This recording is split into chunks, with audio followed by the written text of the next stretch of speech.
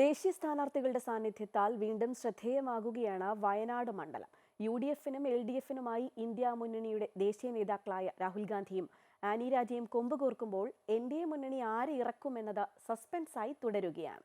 Sitting seat ഒഴിഞ്ഞ് മറ്റൊരിടത്ത് മത്സരിക്കുന്നത് തെറ്റായ രാഷ്ട്രീയ സന്ദേശം നൽകുമെന്ന വിലയിരുത്തലും കേരളത്തിൽ കോൺഗ്രസിന് പരമാവധി സീറ്റ് നേടാൻ രാഹുൽ ഗാന്ധി വയനാട്ടിൽ മത്സരിക്കണമെന്ന KPCC നേതൃത്വത്തിന്റെ സമ്മർദ്ദവും ഒടുവിൽ ഫലം കണ്ടു.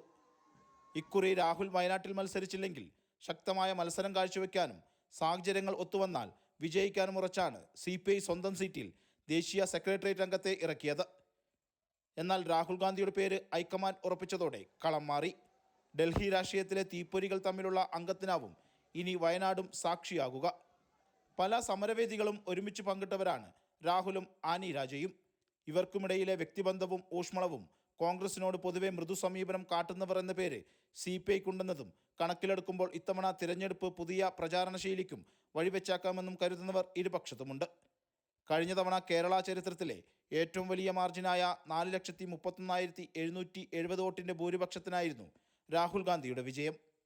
ഇക്കുറി ആ ഭൂരിപക്ഷം വർദ്ധിപ്പിക്കുക എന്നതാവും UDF-ന്റെ മുന്നിലുള്ള പ്രധാന വെല്ലുവിളി. നേരത്തെ സ്ഥാനാർത്ഥിയെ പ്രഖ്യാപിച്ചും പ്രചാരണം തുടങ്ങിയതും LDF-ന് മുൻതൂക്കമുണ്ട്.